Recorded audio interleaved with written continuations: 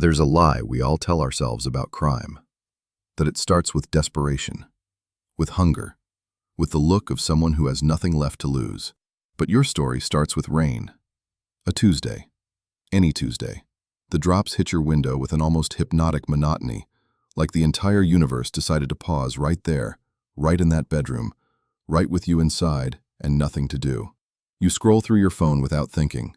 Stories, photos, people showing off lives that aren't yours. You smile when you're supposed to smile. You laugh when the algorithm tells you to. But inside there's something that has no name, something that feels more like emptiness than hunger.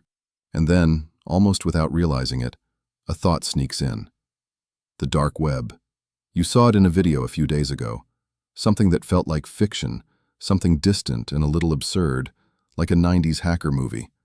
But today, with the rain and the silence and that nameless void, the idea doesn't feel distant. It feels like a door that's right there. You download Tor. That moment, that exact click, is a line. You don't feel it that way. It doesn't sound different. It doesn't feel different. But something in the universe shifts by a few millimeters. Because when you use regular internet, your computer is talking. It says your name, your address, your story. Every page you visit is a trail, a footprint, a signature. But Tor breaks all that. Your signal fragments, bounces, splits. Mexico, France, Brazil, Japan.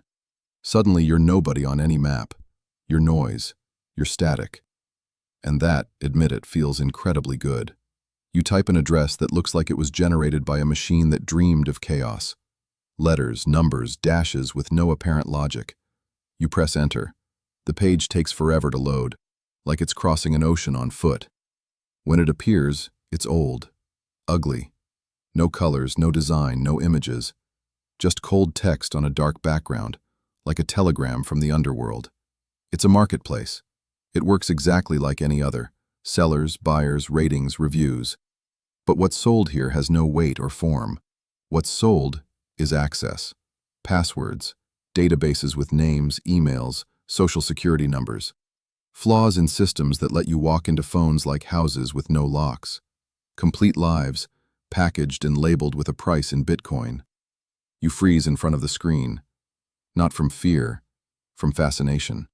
You're 17 years old and you know how to code. Not casually, not as a weekend hobby. You really know it, with that depth that only belongs to people who taught themselves at 3 in the morning because they couldn't sleep until they figured out how something worked. You see systems the way others see landscapes. Naturally, in detail, with an almost intuitive read of where the crack is. And right now, in front of this marketplace, all those pieces fit together in a way that unsettles you. You could do this, says a voice inside you. You silence it. Of course you silence it. But it comes back. You spend days building a bot, a program capable of crawling the internet looking for forgotten servers, systems that are still running even though nobody checks them. Digital doors left open in the middle of the night. The work is absorbing, almost meditative. You eat when you remember you should. You sleep when your body collapses. Time loses its texture. And then you find it. A video game studio that went under 3 years ago. Their servers are still alive, breathing on their own in some hosting room nobody remembers to check. Inside, there's source code for a game that was never released. Something that shouldn't exist outside that server. Something that, in the right market, has real value. You create an account. You need a name. Something that doesn't connect you to anything, to anyone, to any rainy Tuesday in any bedroom.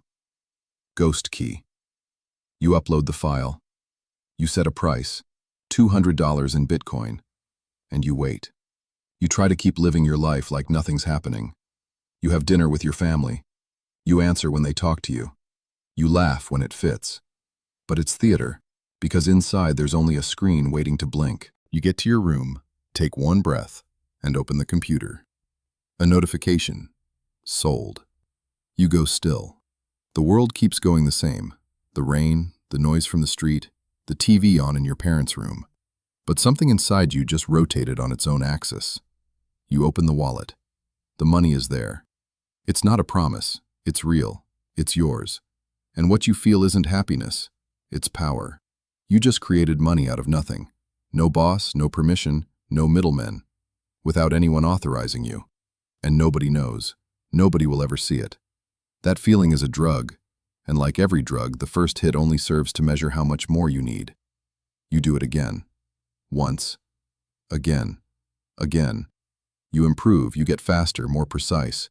You find leaked passwords, poorly protected access points, configurations that scream vulnerability to anyone who knows how to listen. And everything has a buyer. Everything has a price. The money comes in constant, silent, like water through a crack nobody notices. Until the marketplace starts to bother you. They take a commission, a percentage on every sale. At first it seems fair, but over time when the money starts getting serious, when you do the math on what they're taking every week, something inside you tightens. I do the work. I take the risk. I know how to do this. Why them? So you build your own. Months of solitary, obsessive, almost sacred work. You code non-stop. You fix bugs at 4 in the morning. You learn what you don't know because you can't ask anyone for help. You call it default. Simple, direct, intentional. You create rules. No violence. No physical products. Digital only. Information only. You tell yourself that makes you different, more ethical, almost fair. Deep down you know it's just rhetoric. But rhetoric is useful for getting some sleep. You launch it and nothing happens. Total silence. Days without a single user. And right there you understand something fundamental about that world. Trust is everything, and you have none. So you do the only thing you can. You manufacture it. You create dozens of fake accounts. Give them names, personalities, activity histories. You make them interact with each other. You build complete conversations that look organic. The site runs perfectly. Fast transactions, trusted seller, 5 stars. And it works. First one, then 5, then 20. The avalanche starts slowly and suddenly you can't stop it even if you wanted to. By the 6th month, you're making $20,000 a month. You're 17 years old. But money brings a problem you didn't calculate. You can't use it. You can't explain it. You can't spend it without someone asking questions. Making money, you discover, is the easy part. The hard part is making it invisible. You learn to launder it. Gift cards, video game skins, cryptocurrencies that fragment and redirect and turn into cash through routes nobody would think to trace. It's slow. It's tedious. But you're looking for invisibility, not speed. At home, you tell your mom you won a programming contest. She smiles, proud of you. That smile weighs more than you expected. You're 19 years old, and default is no longer an experiment. It's a structure. Thousands of active sellers, constant transactions, an ecosystem that breathes on its own. You have employees who don't know your name, who have never seen your face, who only know an account, a presence, a faceless authority. Red Dragon handles support. Cypher handles security. You trust them more than you should. And with the power comes something nobody warned you about. Permanent fear. It doesn't show up all at once. It settles in like moisture in the walls, slow, imperceptible, until it's everywhere. You start noticing things you used to ignore. A car going by too slowly. A neighbor who holds eye contact a second too long. A sound in the night with no explanation. It's the FBI. It's today. You have 3 laptops, one to appear normal, another for work, configured to wipe itself if anyone tries to break in. The third is hidden in the bathroom vent, disconnected, wrapped in dark cloth. It's your last line. It exists for the moment when everything else fails. And that night, with cold pizza and your guard down, the message comes. Cypher. We have a problem. 3 words. Your body processes them before your mind does. Your heart spikes. Your hands go cold. Someone's tracing the servers. Looks like government. You don't panic visibly. Panic, you've learned, is a luxury you can't afford. You start typing immediately. Redirects, false signals, traffic toward empty servers, toward digital coordinates that don't exist. Code running faster than your own breathing. Hours without texture. And then, silence. Cypher. We're clean. You lean back, but you don't rest. Body in the chair, mind running at 200 miles an hour. Because even though the attack stopped, something in you already changed. It's not about growing anymore. It's about getting out. You put DeVolt up for sale, 10 million in Bitcoin. On the right forums, the ones most people never see, the response comes almost immediately. A buyer, money available, but with one condition: he wants a call. You negotiate. Constant tension, two shadows that don't trust each other. You finally agree. Video call with black screens, modified voices, zero identity. When it starts, the atmosphere is strange, heavy. The buyer speaks first, and his tone isn't that of someone about to spend $10 million. It's the tone of someone who already knows how the story ends. Impressive operation, he says. Why sell? I'm tired, you answer. I want out. There's a pause that goes on too long. Nobody retires from this. The call ends. 5 minutes later, the 10 million appear in your wallet.